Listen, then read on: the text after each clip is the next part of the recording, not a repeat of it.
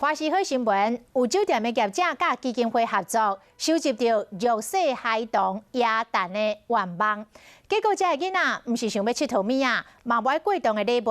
因上希望的礼物是卫生纸，是穿的少的外套，是营养品等等日常生活用品。民众嘛真有爱心哦，这个愿望开放到认领，无到3点钟，就总行认领了咯。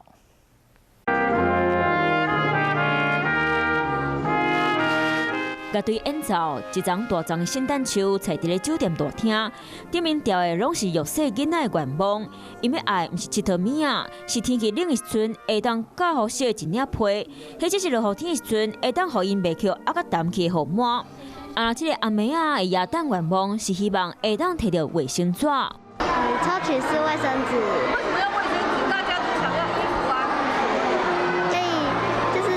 可以当家用，然后就可以很方便卫生纸。酒店业者和基金会合作，收集500个弱势囡仔的耶诞愿望。囡仔写心愿落来，民众来替因达成愿望，因为这个囡仔真正做捌代志的。因为他知道我吸尘器坏掉了，对啊，所以才说妈妈，我要一台吸尘器给你用。领到礼物了后，搁去餐厅食一顿好料的。